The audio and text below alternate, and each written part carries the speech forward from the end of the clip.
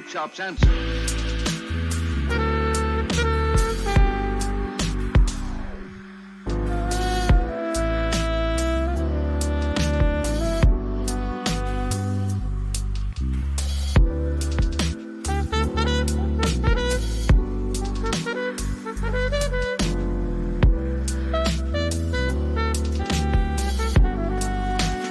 Well, here's the Sweep Shop's answer.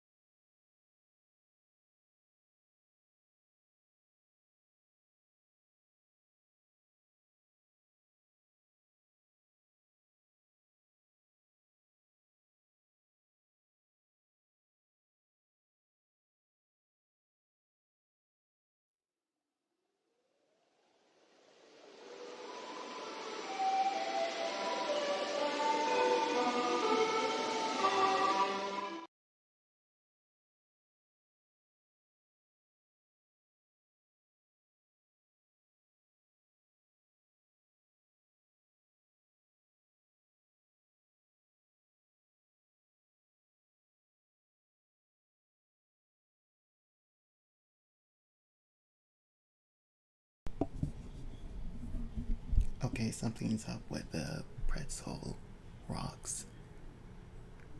It was working before.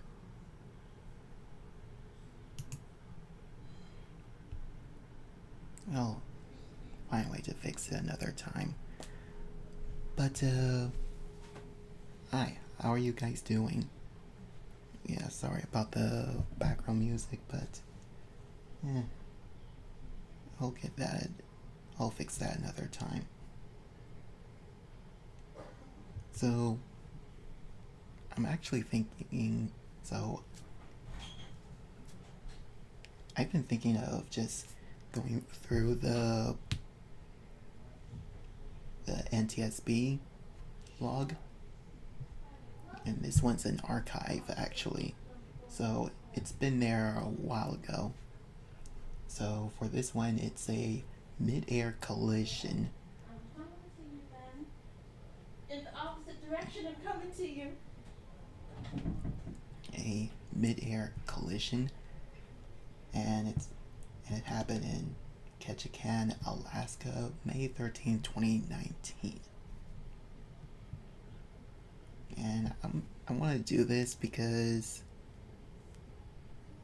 I got a bachelor, as you can tell on the info, I got a Bachelor of Science in Aviation Meteorology, and I'm actually thinking of reviewing the plane crash investigation.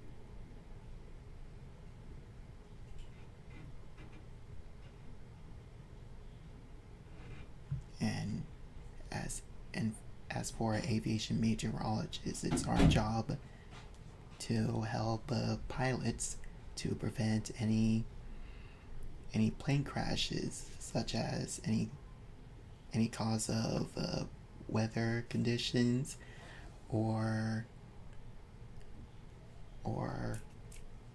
any malfunctions. Now, I'm not going to go through all of it. Keep that in mind.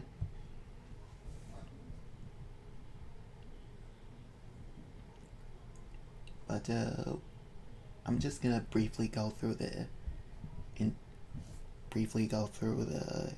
introduction, and then skim towards the analysis and then the conclusion.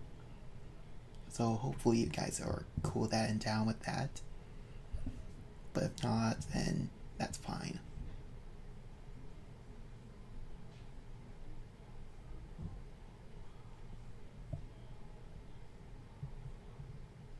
You know what?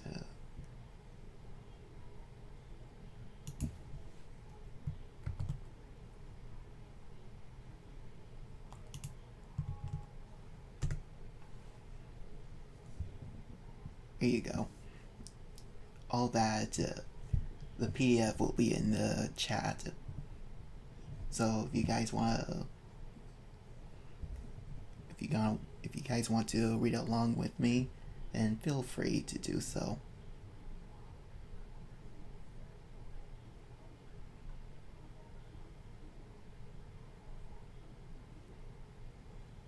Alright,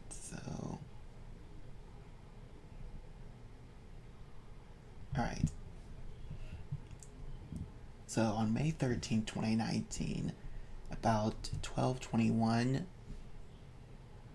and I'm pretty sure that it's in a universal time, 12:21 Zulu, Alaska Daylight Time. Oh, it's the Alaska Daylight. Sorry. 12:21 Alaska Daylight Time. A float-equipped Avilon or DHC-2 Beaver airplane, November 9er 52 Delta Bravo, and a float-equipped Avalon DHC-3 Otter airplane, November 9er 59er Papa Alpha, collided in mid-air about 8 miles northeast of Ketchikan, Alaska.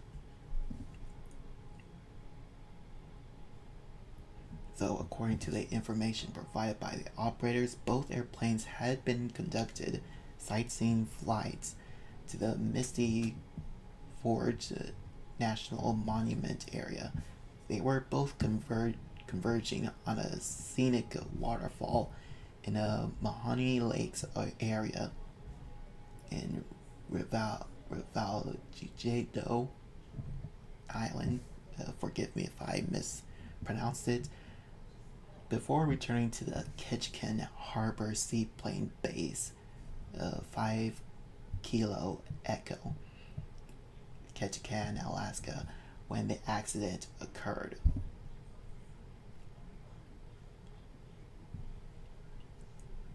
So on this map represents the pathway of DHC 2 and 3.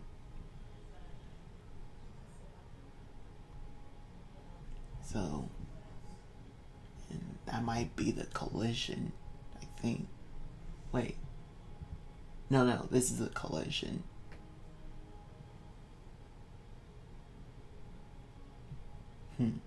Okay.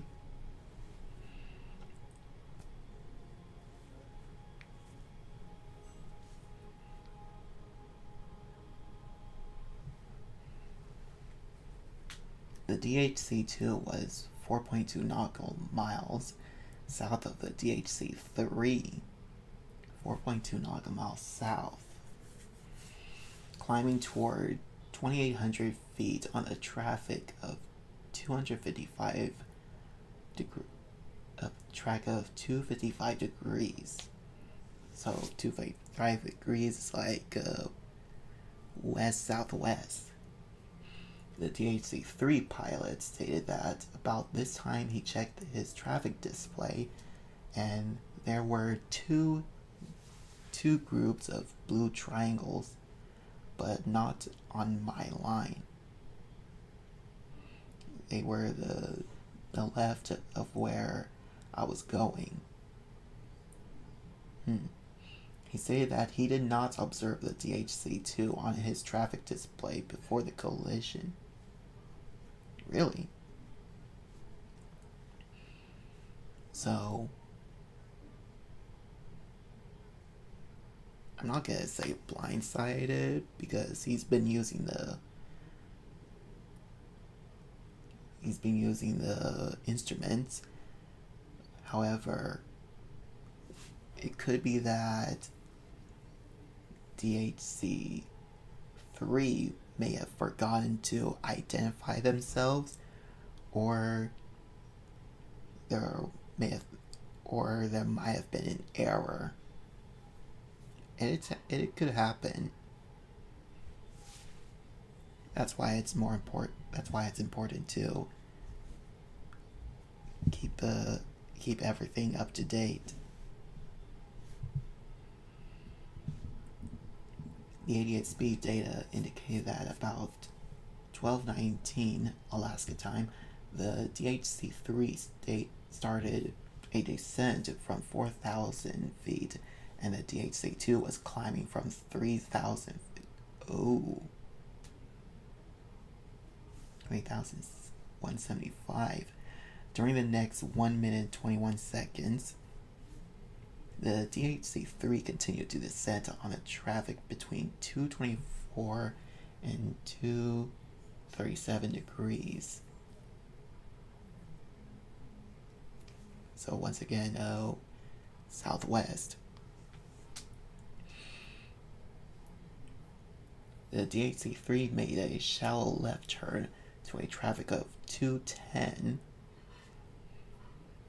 Then a shallow right turn back to a traffic of 226. The airplanes collided at 12:21, 14 seconds at an altitude of 3,350 feet, 7.4 nautical miles northeast of 5 KE.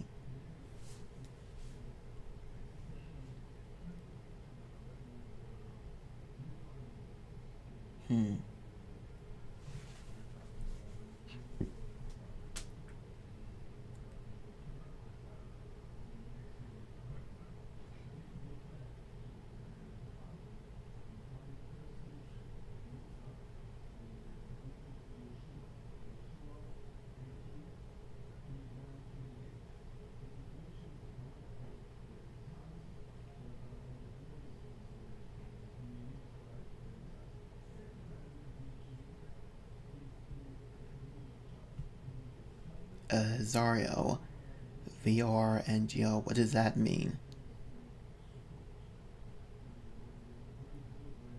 Or are you just a bot?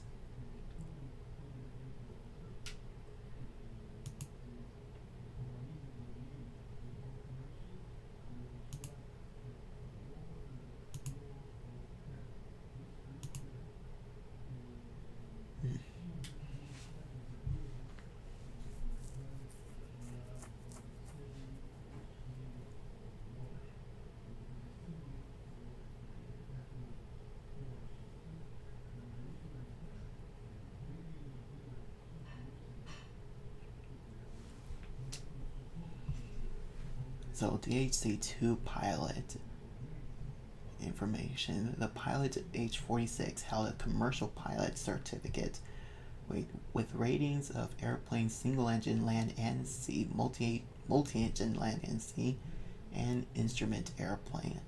He also held a flight instructor certificate with ratings for airplane single engine land and instrument airplane. And his most recent FAA second class medical certificate was dated April 29, 2019. So that was less than a month ago that incident happened.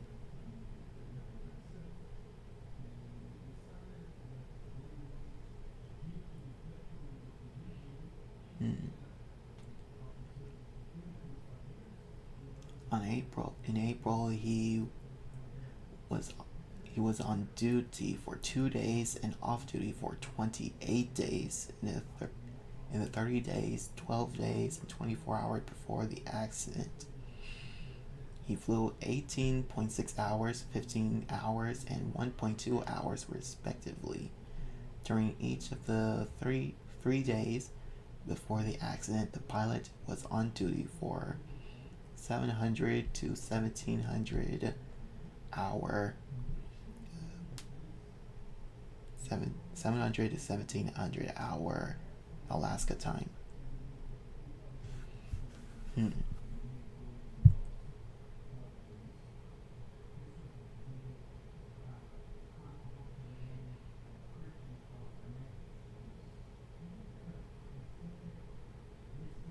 He successfully passed his initial competency check in a DHC2 on May 17, 2012, and also completed an airman competency check and a pilot in command line check in the DHC2 on May 2nd, 2019.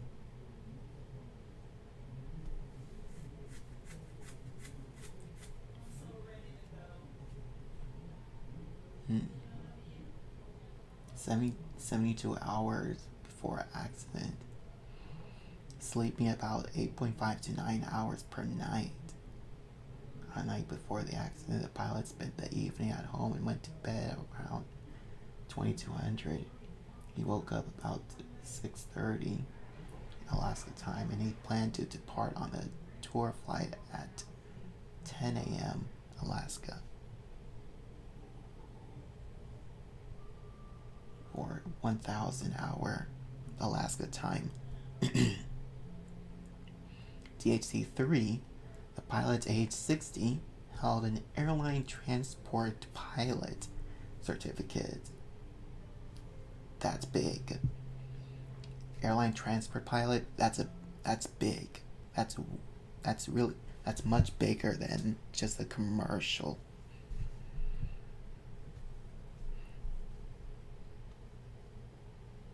With a rating of airplane multi-engine land and commercial privilege for airplane single-engine land and airplane single-engine sea.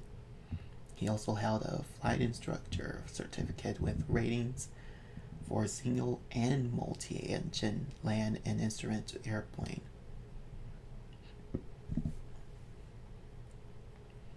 Pilot's most recent FAA First Class medical certificate was dated November 28, 2018, and included a limitation to wear corrective lens and possesses glasses for near or intermediate vision.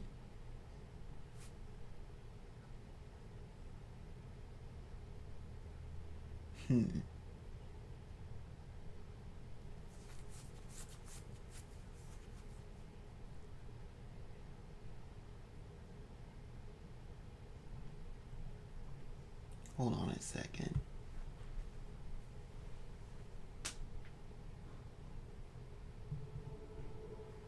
DHC3 was higher than DHC2.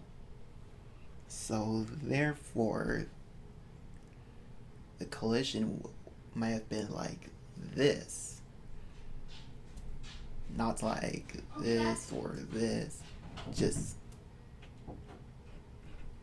almost like a dunk. Not really a dunk, but close to being it.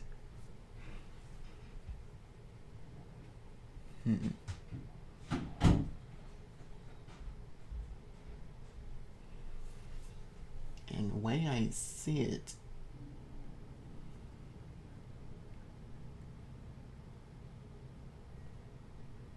none of them look like a steep climb or descent. Just, it was pretty shallow.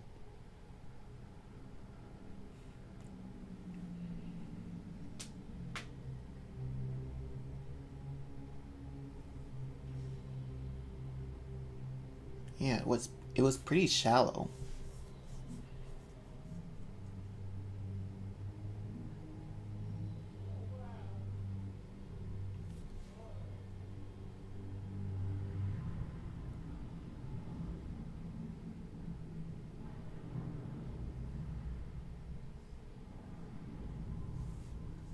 An iPad?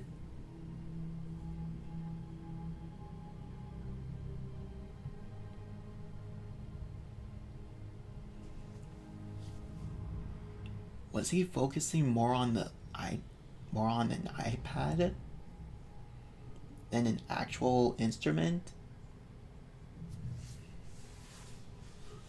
The ForeFlight application depicted all traffic targets that do not have a traffic alert as filled cyan or blue arrowheads, and those that are in alert status are depicted as filled yellow arrowheads.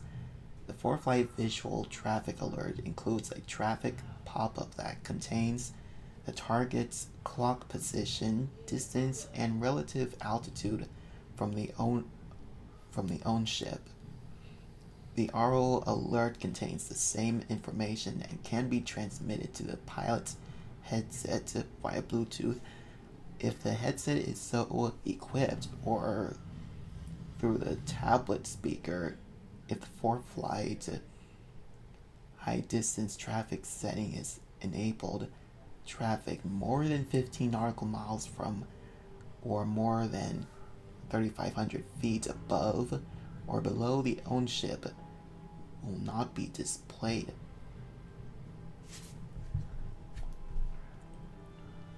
Wait, let me read this again. If the ForeFlight high distance traffic setting is enabled, traffic more than 15 nautical miles from or more than 3,500 feet above or below the owned ship will not be displayed.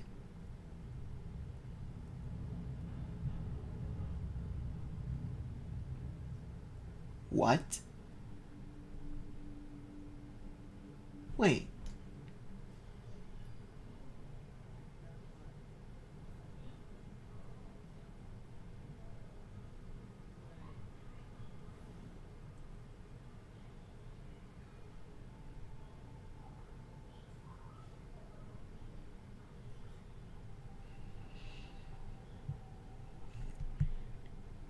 Wait, let me look at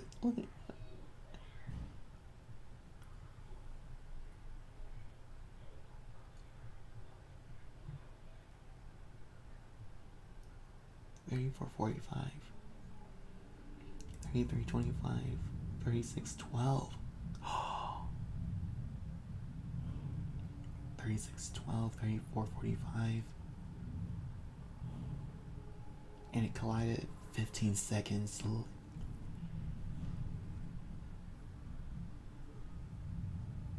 It collided 15 seconds later.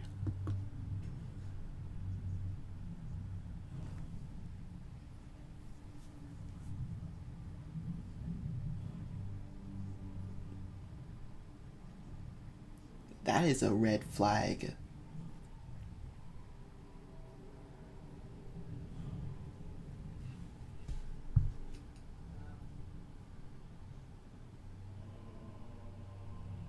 And this guy didn't see it coming. I know it. Yeah, it's short notice, but still.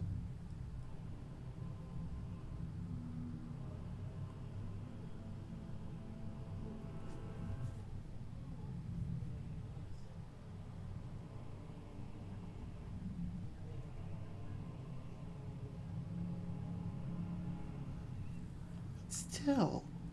Like, what? This doesn't make any sense.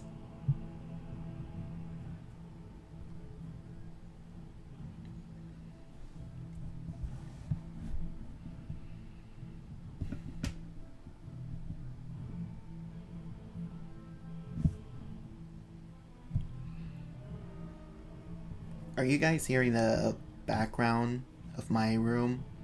If so, then I might cut it short.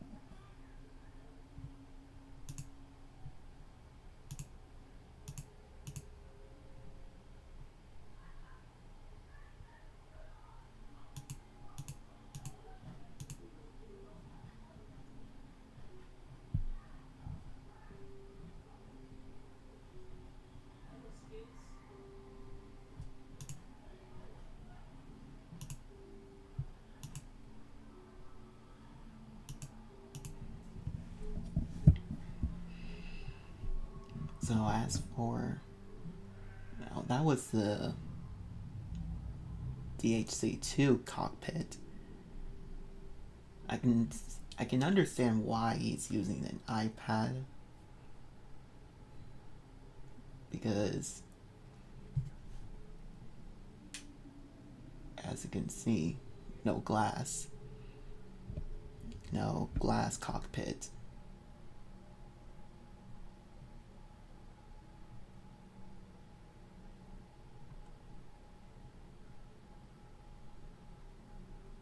But as for DHC3, there's 2 glass cockpits. So it's more likely an upgrade.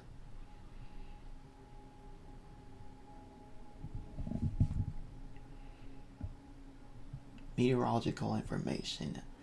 Automated surface observation were recorded at Ketchikan International Airport, Ketchikan, Alaska, 8.5 miles west-southwest of the accident location at 11:53 Alaska time. The reported wind was from 130 at 11 knots Winds gust up to 17 knots, visibility 10 or greater.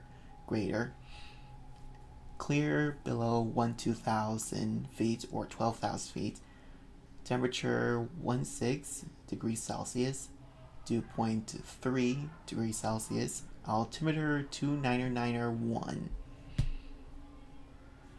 And at 12:53 Alaska time, the reported wind was from 140 at 8, visibility 10 or greater, clear below 2,000, temperature 15, dew point 4, altimeter 2992.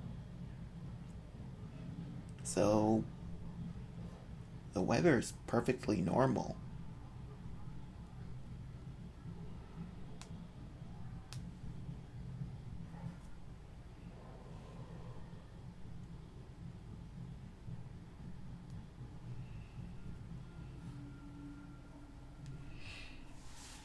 Satellite imagery recorded at 12:20 identified mostly clear conditions across the region with a few clouds. Additionally, weather cameras closest to the accident site confirmed clear conditions with a few clouds. At the accident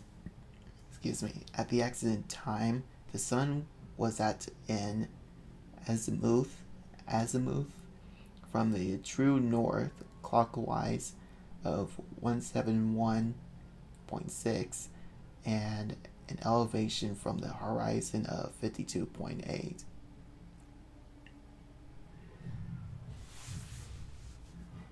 Which is for you, surprisingly, it's understandable, but I actually learned that a while ago. It is still possible for two planes to collide, especially on a clear sunny day. In fact, it mainly happens on a clear sunny day. I don't know why.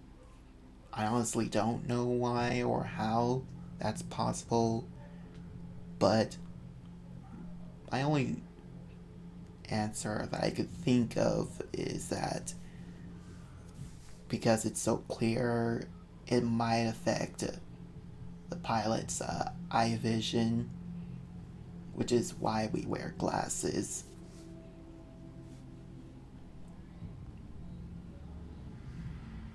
And sometimes it's not always the weather.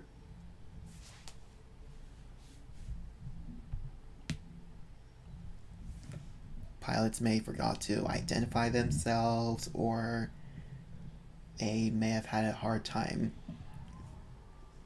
seeing another plane from their naked eye.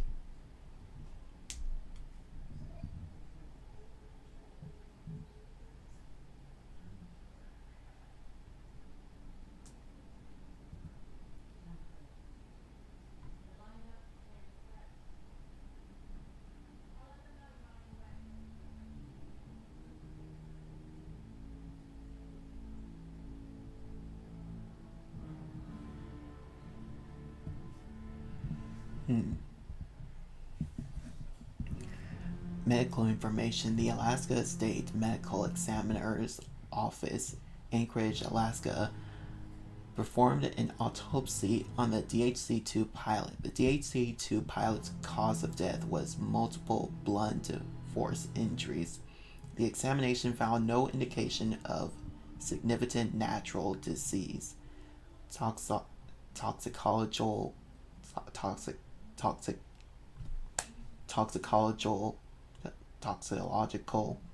testing of the DHC-2 pilot's heart blood was negative for tested for drugs of abuse. The FAA Forensic Sciences Laboratory performed toxicology testing on post-mortem specimens from the DHC-2 pilot. The testing identified 0.061 micrograms per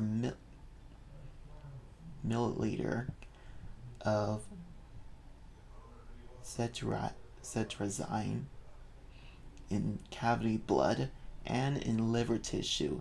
Cetrazine, often marketed as Zyrtec, is used for temporary relief of allergy symptoms. It carries the warning, may cause drowsiness. Cetrazine's therapeutic range in blood is 0.19 to 1.45 micrograms per milliliter. The results were negative for all other tested of substances. The DHC-3 pilot suffered head trauma during the accident and was admitted to the hospital overnight for observation. A clinical urine drug screen and blood alcohol tests performed at the hospital were negative for tested for drugs and alcohol. Toxicology testing on blood and urine specimens performed by the FAA's Forensic Sciences Laboratory identified no evidence of impairing drugs. So both pilots are clean and had no medical issues during the flight,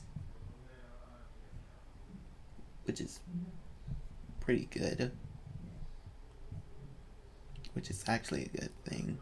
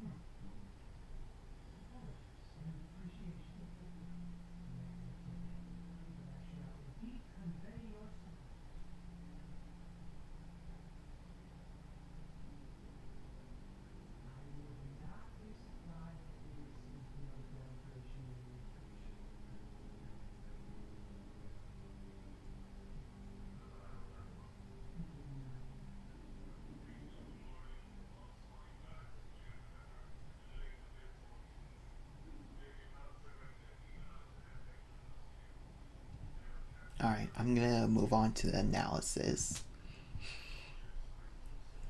So, the accident occurred where two airplanes collided about 8 miles northeast of Ketchikan, Alaska.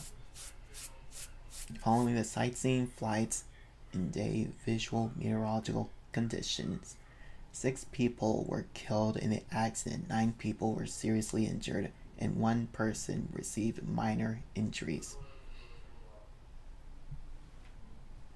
Both airplanes were operating under VFR, therefore the pilots of both airplanes were responsible for maintaining visual separation from other aircraft.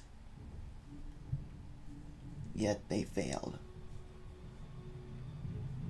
According to records ADS-B data at 12:17:15 seconds, about 4 minutes before the collision, the DHC-3 was about level at 4,000 feet on the traffic of 225 degrees southwest.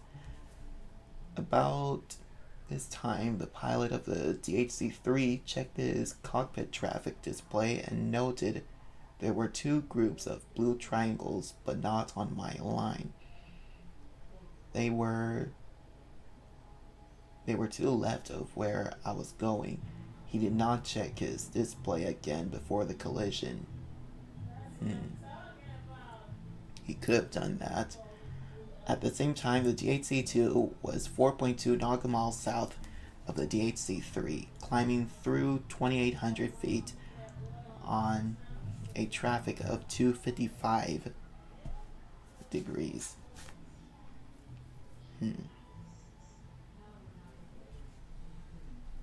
Hold on just a moment there.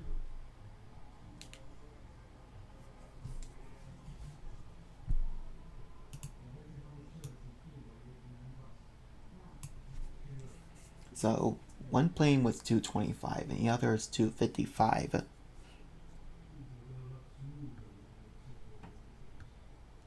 So therefore,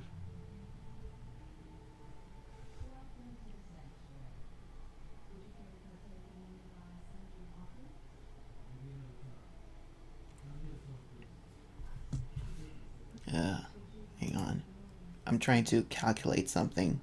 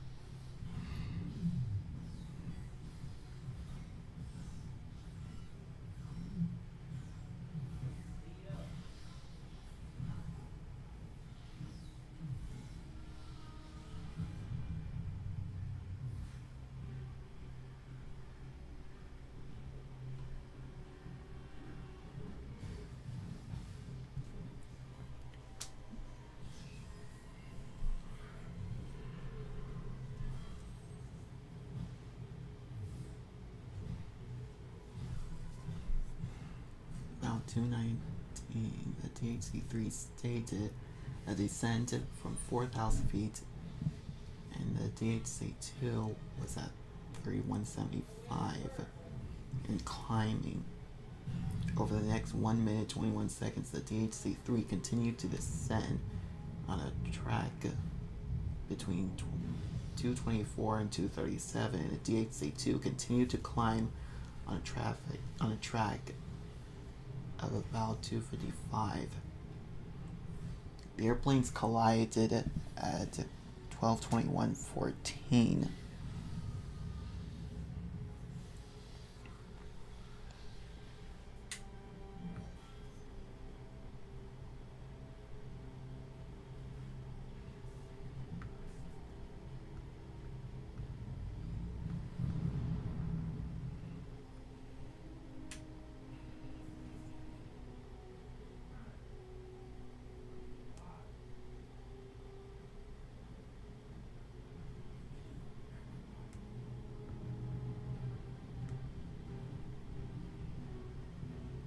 So therefore,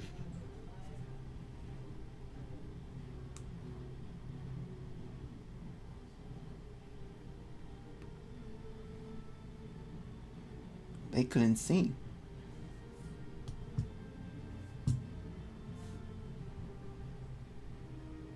Which is surprisingly unexpected. However, I did see one diagram, well, a few, the cockpit visibility study.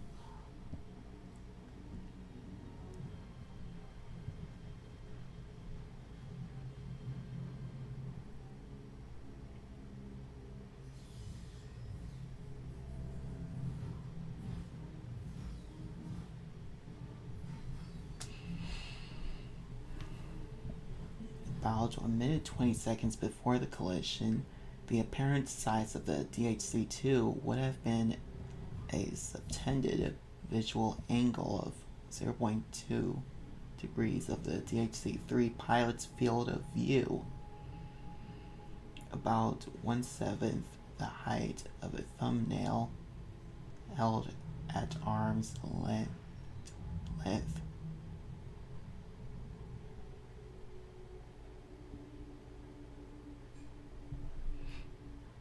Wait.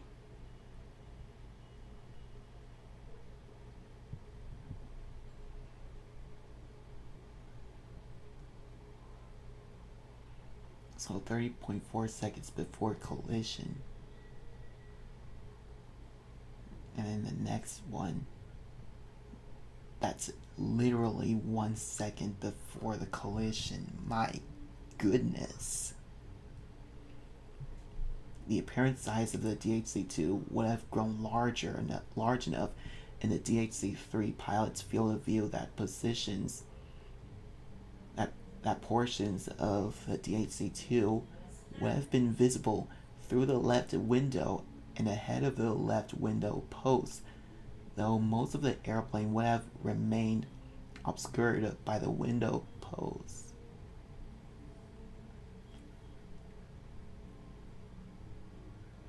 The cockpit visibility study also considered whether the geometry of the blind spots created by the window's supports and other structures could shift based on the position of the pilot in the cockpit, to determine how this geometry changes as the pilot's eye position changes. For example, by the pilot leaning in different directions or by a seat height adjustment. The study considered 27 potential eye positions and evaluated whether the DHC-3 pilot could have seen the DHC-2 in any of those positions. The study concluded that the DHC-2 may have been visible to the DHC-3 pilot for about 51 seconds before the collision if the DHC-3 pilot's eyes were located 3 inches forward from where they were during the accident flight. And that, my friend, is why it's more important to keep an eye on the road at all times. Don't just focus on one direction. It's best to look around. Don't be afraid to look around. Now, I actually drew this just a few minutes ago. This is DHC-3, and this is DHC-2. DHC-3 was descending, or coming down, while DHC-2 was climbing up. And like I said, it was shallow, not steep. So DHC-3 could have seen DHC-2, but it was too late. It was too late.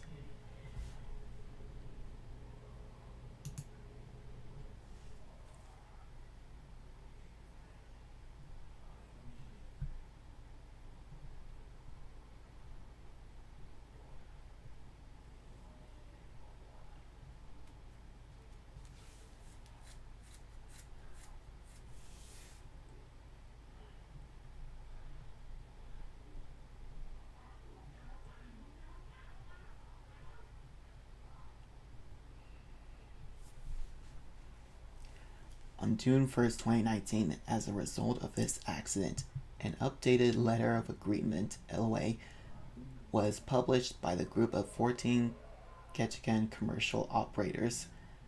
Originally created on January 15, 2009, the LOA is intended to foster voluntary compliance with the routes, procedures, and safe practices established for operating in the Ketchikan and Misty Forge National Monument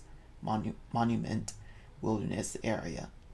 The changes specifically addressed in the revised LOA were anti-collision lights or pulse lights or aircraft landing lights should be on at all times when aircraft are being flown. Wait, they weren't on? That's funny. Because in Florida, well, all over the U.S., we usually leave the lights on. We leave all the lights on at all times, unless it was there before that.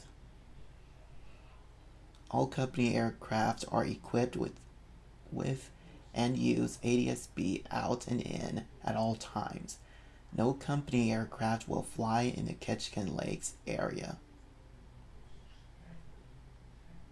Wait, what? No company aircraft will fly in the Ketchikan Lakes area. So they made it restricted. That's a bummer. All company aircraft will stay over water as much as possible on standardized tour routes. Okay. All company aircraft will follow the route on page 8 of the LOA for the George Inlet tours, which is over water and out of the Ketchikan Lakes area. And all pilots will announce position reports at all reporting points identified in the agreement.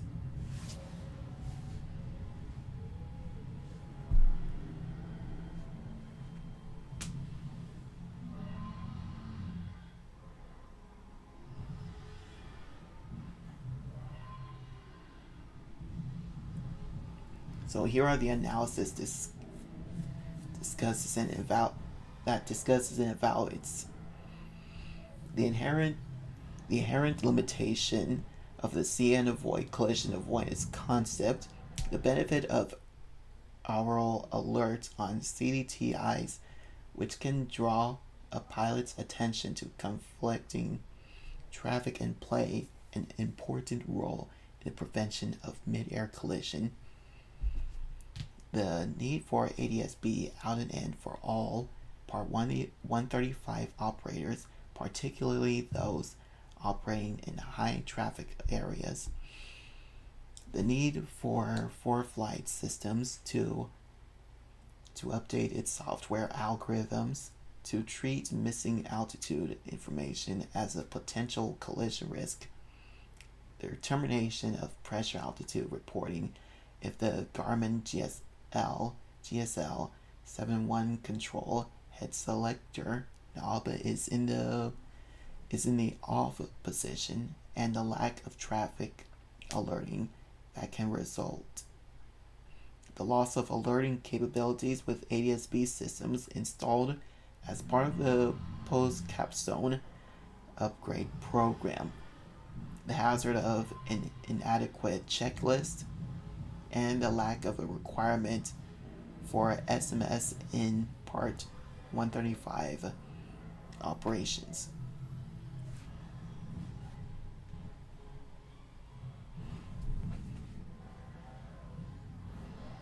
Both pilots were properly certificated and qualified in accordance with their respective company procedures, and both pilots held valid and current medical certificates. Although sedating drug cetirizine was identified in the DHC-2 pilot's cavity, blood, and liver, it was below the therapeutic range and therefore was believed not to be a factor in his performance. Airplane mechanical conditions. Both airplanes were properly certificated, equipped, and maintained in accordance with Part 135. The investigation found no evidence of any structural engine or system failures with either airplane.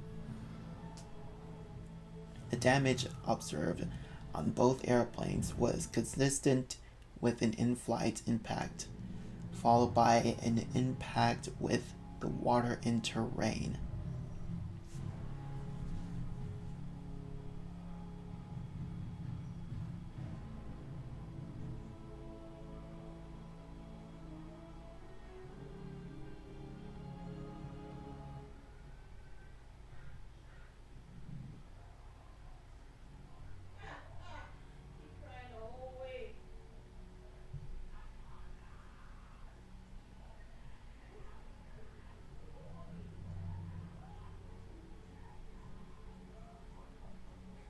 So, in conclusion,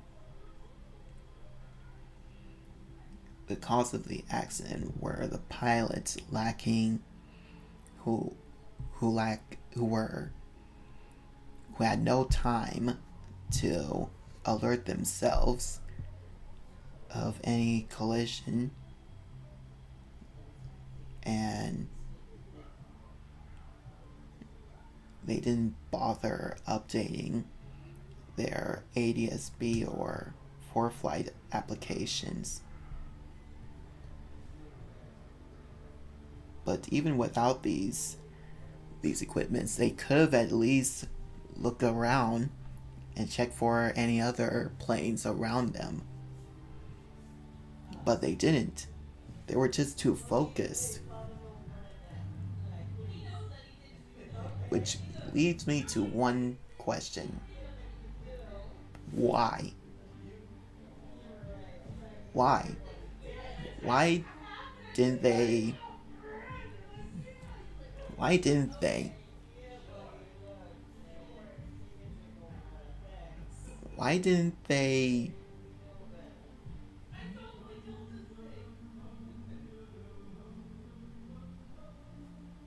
Sorry, my family were watching something. But that, like I said, that leaves me to one question. Why? Why didn't they look around? They've earned their pilot's license. They were certified. Both of them were. But yet, they didn't bother double checking, which is pretty bizarre when you think about it.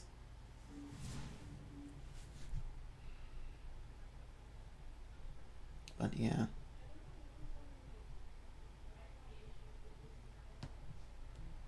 As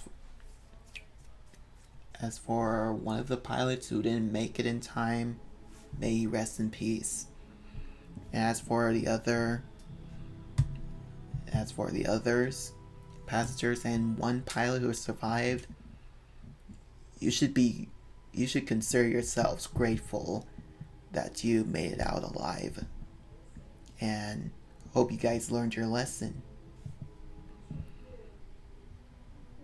Alright, I think I'm gonna call it a day now. So, I hope you guys enjoyed. I'm sorry if it bores you a little bit, but I do find it much more educational. So, yeah. For those of you watching on Twitch, feel free to share some love and support by donating if you can. If you don't want to, that's fine. I'm not going to force you. And for those of you watching on YouTube, like, dislike, I don't care. It's your feedback that I care. And don't forget to subscribe and ring the bell if you want to see more in this series, like so. But until then, I'm gonna go get some grub and hang out with my family. Enjoy the rest of your day, and thank you all for watching. Thank you guys so much for watching, and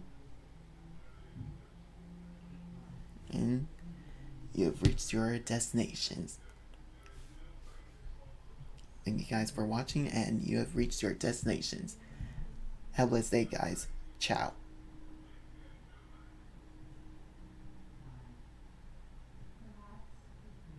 Oh, and I'm gonna find a way to fix the pretzel rocks. I'm gonna find a way to fix that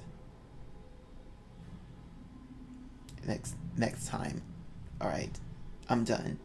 See you guys.